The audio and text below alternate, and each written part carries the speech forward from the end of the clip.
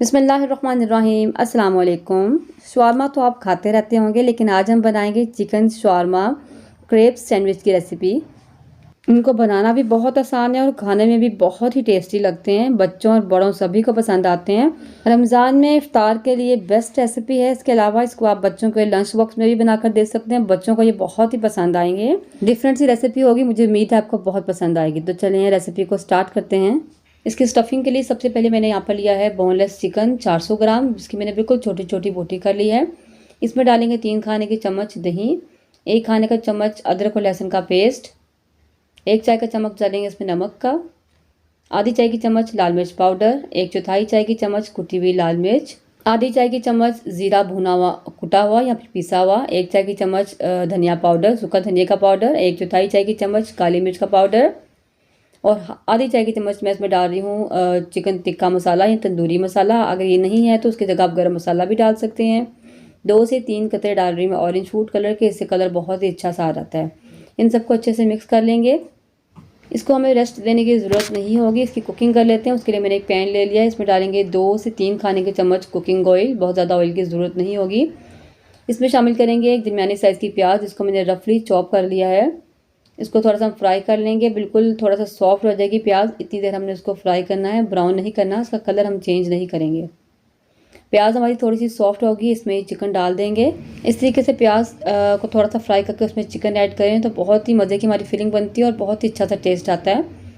तो इसको थोड़ा सा हम पका लेंगे मीडियम फ्लेम पे, ताकि चिकन का जो है ना कलर चेंज हो जाए। जैसे चिकन का कलर चेंज होगा, इसमें मैं बिल्कुल थोड़ा सा तकरीबन 1/4 कप के बराबर पानी शामिल कर दूँगी उसी बाउल में डाल के, और इसको मिक्स करके हम कवर करके रख देंगे इसको तकरीबन 10 से 15 मिनट के लिए, ताकि चिकन अच्छे से गल जाए। चिकन अपना पानी भी छोड़ेगा और दही भी पानी छोड़ेगा, इसी में हमारी चिकन बहुत अच्छे से गल जाएगी। तो मैं इसको कवर कर देती हूँ और तकरीबन 10 मिनट के बाद मैंने कवर को हटाया है और यहाँ पानी हमारा काफ़ी हद तक ड्राई हो चुका है और चिकन को भी चेक कर लेंगे जो कि अच्छे से गल चुकी थी। ये देखें बिल्कुल गल चुकी है। साथ साथ आपने क्या करना है, इसको मिक्स करते रहना है। जो थोड़ा बहुत पानी है इसको बिल्कुल हम ड्राई कर लेंगे और इस तरीके से दबाते हुए चिकन को हम थोड़ा सा मैश करते रहेंगे, ताकि इसकी बोटी मज़ीद छोटी हो जाए।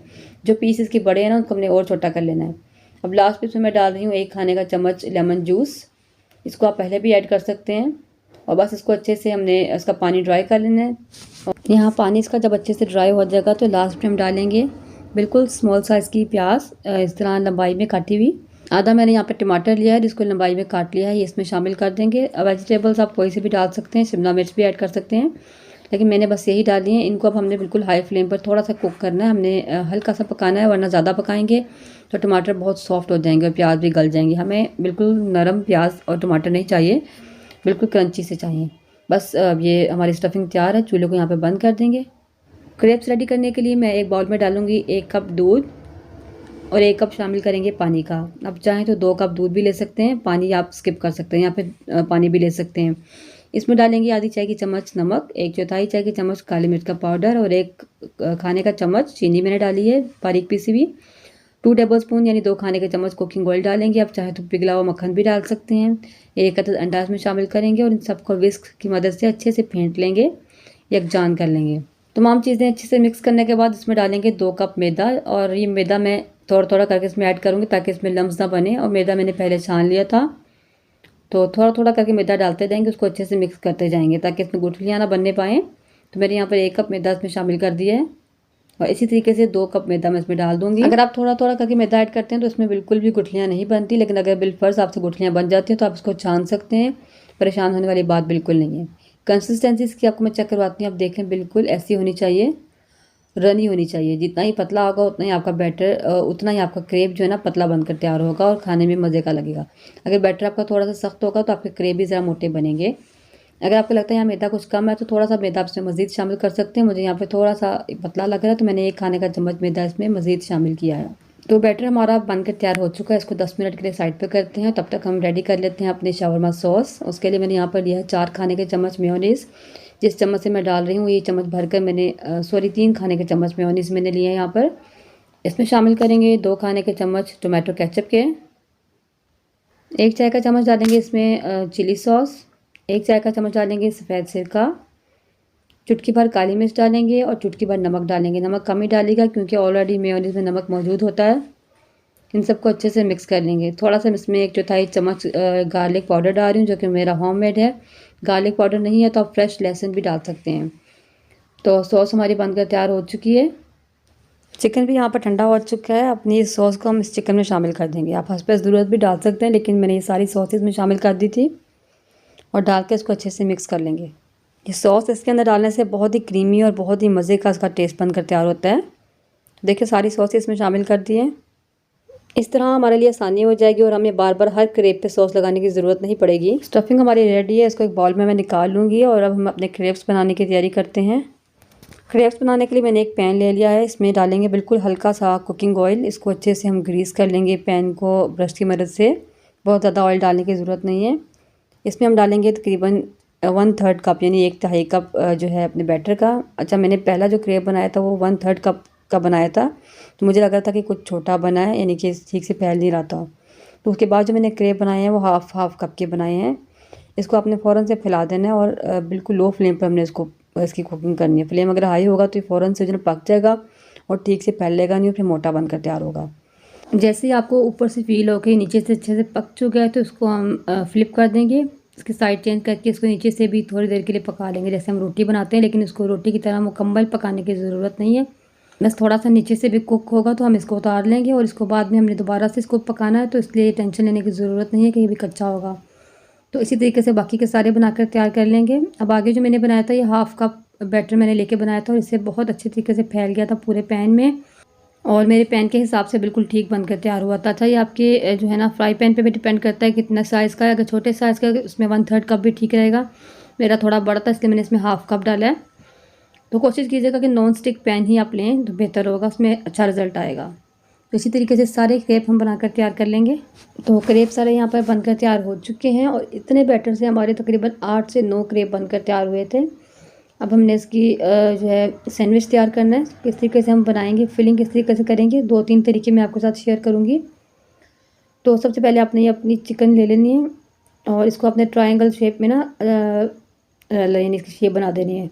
ट्रायंगल शेप में इसको आपने रख देना है और बहुत ज़्यादा आपने इसको चिकन नहीं डालना, क्योंकि अगर आप ज़्यादा चिकन डालेंगे, ज़्यादा फिलिंग रखेंगे तो इसकी शेप ठीक नहीं आएगी, ठीक से बन नहीं होगा। थोड़ी सी मैं इसके ऊपर चेडर और मोज़रेला चीज़ डाल रही हूँ। आप उसको स्किप भी कर सकते हैं, बिल्कुल ऑप्शनल है। इस तरीके से इसको फोल्ड करेंगे और इस तरह ट्रायंगल बनाते हुए इसको हम बंद कर देंगे। इसकी जो नोक है ना, कॉर्नर उसका अच्छे से निकलना चाहिए। तो आपने क्या करना है, इसको बिल्कुल यानी लास्ट तक नहीं भरना। अगर आप बिल्कुल किनारे तक भरेंगे तो इसकी जो है ना कॉर्नर ठीक से नहीं बनेगा। अब मैं आपको एक और तरीके से बनाकर दिखाती हूँ। आप चाहें तो इस तरीके से डबल फोल्ड कर लें और दरमियान में इसकी फिलिंग रख लें इस तरीके से। अच्छा, सबसे बेस्ट तरीका जो मैंने पहले आपको बताया, ये सबसे बेस्ट तरीका और बहुत ईजी तरीका है। इससे बहुत आसानी से बनकर तैयार हो जाते हैं। और इस तरीके से ऊपर चीज़ डालने के बाद इसको हम फोल्ड कर लेंगे ट्रायंगल शेप में। तो बहुत ज़बरदस्त हमारा जो है ना क्रेप सैंडविच बनकर तैयार हो जाएगा।